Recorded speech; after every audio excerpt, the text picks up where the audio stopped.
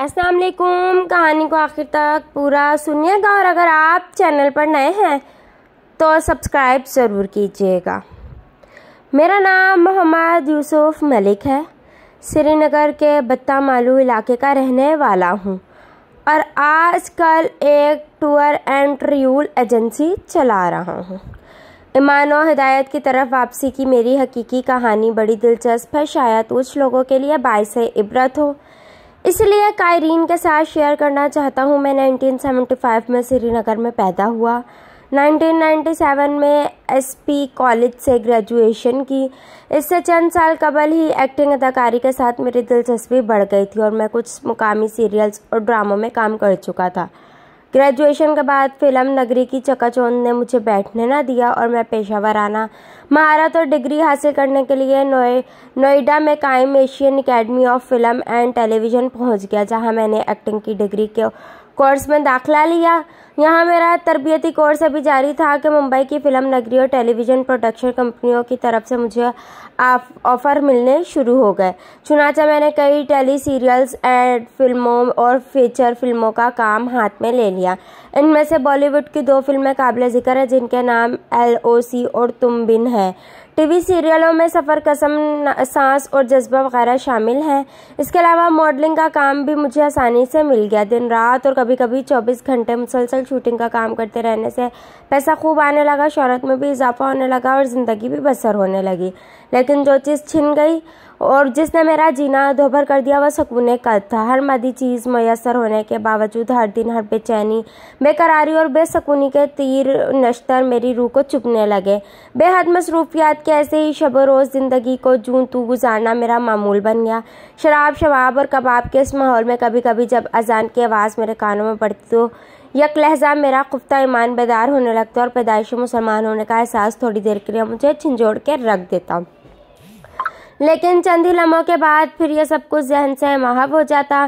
انہی حالات میں 2002 میں ایک دن مجھے فلم تم بن کے محاورت کے فنکشن میں شمولیت کا دعوت نامہ ملا. میں نے سوچا کہ بالی ووڈ کے مشہور ڈائریکٹر، پروڈیوسر اور ایکٹر آ رہے ہیں تو کیوں نہ میں بھی شریک ہو جاؤں اور اسی بہانے سے ان لوگوں کو قریب سے دیکھنے اور ان کے ساتھ بعد میں کام کرنے کا موقع مل جائے گا.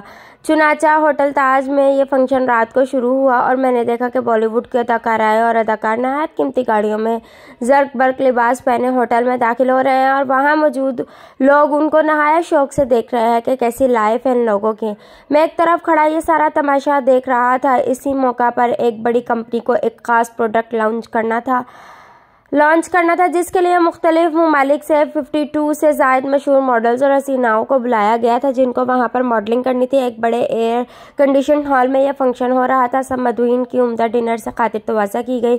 رات گزرنے کے ساتھ ساتھ رقص و موسیقی، اختلاط، مرد و زن، فاحش مناظر اور نیموریا خاتون ماڈلز کی حیاسوز حرکتیں بھی بڑھتی گئیں. میں ان مناظر کو دیکھنے میں مگن تھا کہ اچانک مجھے گجرات کے زلزلے والے واقعے والے علاقے کچھ کی یاد آ گئی جہاں کچھ ہی عرصہ قبل 2 لاکھ سے زائد لوگ شدید بنجھال سے آئی تباہی میں اجل بن چکے تھے. نہ جانے کیسے بار بار میرے ذہن میں خیال آیا کہ اس ہوٹل میں جو کچھ ہو رہا ہے اور بے شمار مرد و زن جس بے شرمی اور ڈھٹائی کے ساتھ اللہ کے احکامات کی دھجیاں اڑا رہے ہیں، اس کی پاداش میں کہیں شدید بنجھال آتے ہی اس فلک بوس ہوٹل تاج کی تباہی کے ملبے تلے میں بھی دب نہ جاؤں.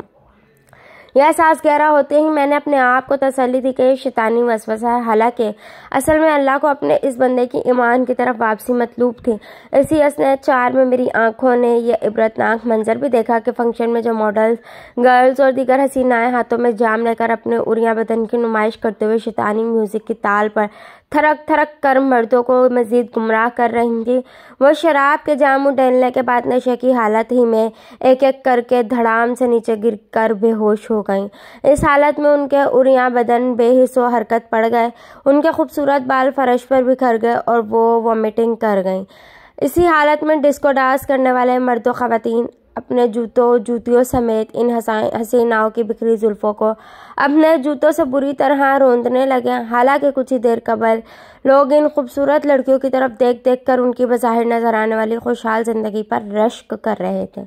اب فرش پر ان کی وہ میٹنگ سے پھیلی گندگی، وومیٹنگ سے پھیلی گندگی اور غیروں کی جوتیوں سے پامال شدہ ان کے بکھرے بال ان کی زندگی کے ایک الگ ہی عبرتناک منظر کو پیش کر رہے تھے۔ اپنی تمام تر رانیوں اور خوبصورتیوں کے باوجود یہ حسینہ بے ہوشی کی حالت میں غلاظت و بے بسی و بے کسی کی تصویر بنی ہوئی تھی۔ یہ اصل میں ان کی زندگی کی اصلیت تھی جو رات کے ان تاریک ساتھوں میں سامنے آتی ہے اور میرے سامنے بھی آ گئی۔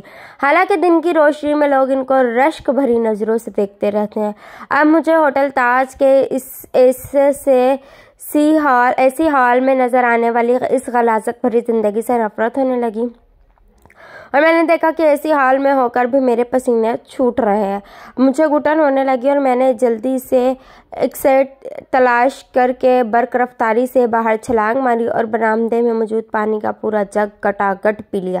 اس کے بعد جب میں ہوٹل کے کمپاؤنڈ سے باہر آ کر اس کی طرف نظر اٹھا کر دیکھنے لگا تو میں نے اللہ کا شکر ادا کیا کہ اگر اب یہ ہوٹل گر بھی جائے تو کم سے کم میں اس کے ملبے تلے آنے سے بچ جاؤں گا۔ اس کے ساتھ ہی میں نے محسوس کیا کہ جیسے چٹان سا بھاری پتھر میرے سینے سے اتر کر میرا بوجھ ہلکا ہو گیا۔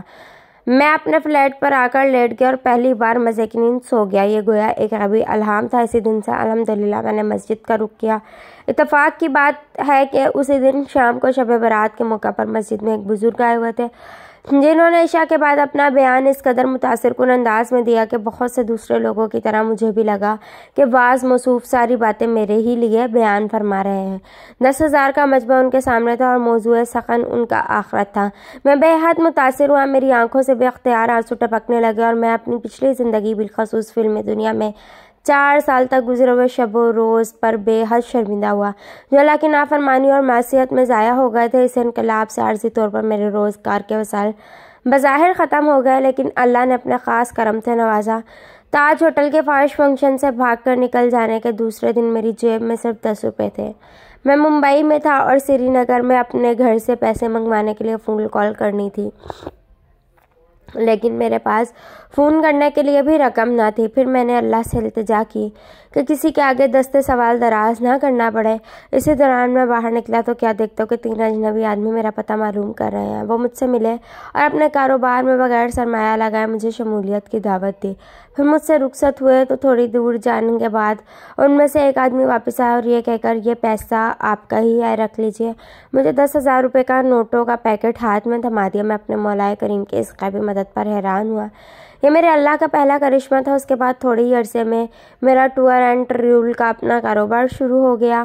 حالانکہ میں اس میدان سے قطعی ناواقف تھا۔ انہی دنوں ممبئی سے میں آندھرا ایک جماعت میں 4 مہینے کے لیے گیا، جہاں سے الحمدللہ ایمان و اعمال صالحہ کی سوغات لے کر آ گیا۔ دنیا کی محبت کا جو زنگ دل پر چڑھا ہوا تھا الحمدللہ وہ کافور ہو گیا اور اللہ اور رسول کی محبت دل میں گھر کر گئی۔ اللہ کا کرم ہے کہ دین میں بھی ترقی ہوئی اور دنیا میں بھی اللہ نے نہیں بگاڑی بلکہ اور زیادہ دنیوی چمچم مال و دولت سے نوازا۔ اس سے قبل ایکٹنگ میں رات دن اور کبھی کبھار 24 گھنٹے کام کرنا پڑتا تھا اور تب جا کر 10 یا 15 ہزار کی کمائی ہوتی تھی، لیکن اللہ کا کرم دیکھیے کہ ہدایت یاب ہونے کے بعد پہلے ہی مہینے مجھے 50,000 روپے کا منافع ہوا اور یہ سلسلہ اللہ کے کرم سے آگے بڑھتا رہا۔ اس کے کچھ عرصے بعد میں سری نگر آ گیا اور یہاں الحمدللہ شرعی طریقے پر مسجد میں میرا نکاح ہوا اور رفتہ رفتہ میرا پورا گھرانہ الحمدللہ جس میں میرے والدین اور برادر اصغر شامل ہیں دینی رنگ میں رنگ گیا۔ میرا پیغام، میری عاجزانہ درخواست ہے ایسے نوجوان بھائیوں سے اور بہنوں سے جو فلم نگری کی چکا چوند سے یا لائیو گزارنے کو خواب سے پریشان رہتے ہیں کہ وہ میری عبرت ناک کہانی جو اصل میں کھلی حقیقت ہے اور جس میں افسانہ کچھ بھی نہیں کو سامنے رکھیں اور دنیا کی دھوکہ و فریب بھری زندگی کے پیچھے اپنے ایمان کو داؤ پر نہ لگائیں، کیونکہ اصل زندگی آخرت کی زندگی ہے اور جو بھی محنت کرنی ہے وہ اسی کے لیے کریں۔ دنیا تو اللہ نے رکھی ہے، کبھی مقدر میں ہوگی مل جائے گی، لیکن آخرت محنت پر منحصر ہے۔ لیکن آج ہم اس کا الٹا کر رہے ہیں۔ حالانکہ اگر ہم ساری محنت دین و آخرت کے لیے کریں تو اللہ دنیا کو لا کر ہمارے قدموں میں ڈال دیں گے۔ اللہ نے خود فرمایا کہ زمین و آسمان کو پیدا کرنے کے بعد میں سمایا تو ایک مومن کے دل میں سمایا۔ حقیقت محبت اللہ کی محبت ہے، باقی سب محبتیں فنا ہونے والی ہیں۔ آج ہم نے اپنی فانی محبتوں کو دل میں بٹھا لیا ہے۔ آج عجیب حالت یہ ہے کہ نماز روزے کے پابند دیندار مسلمان بھی اللہ سے اپنی دعاؤں میں اکثر و بیشتر دنیا اور دنیوی عیش و آرام ہی طلب کرتے ہیں۔ تہجد گزار مسلمان بھی دعا میں مکان، دکان، نوکری، تجارت، گاڑی اور دنیوی عیش و عشرت کی چیزیں مانگا کرتے ہیں۔ قارئین ذرا غور فرمائیں کہ کیا ہم اپنی کبھی دعا میں اللہ سے اللہ کو مانگتے ہیں؟ کیا ہم اللہ کی محبت اللہ سے طلب کرتے ہیں؟ اگر ہم اللہ کے ہو جائیں تو ساری دنیا ہماری ہے، اور اگر ہم ساری دنیا ہماری ہو جائے لیکن اللہ ہمارا نہیں تو جانیں کہ ہمارا کچھ بھی نہیں۔ اللہ سے دعا ہے کہ ہم سب کا ایمان پر خاتمہ فرمائے اور سننے سے زیادہ عمل کی توفیق عطا فرمائے۔ آمین۔ اللہ حافظ۔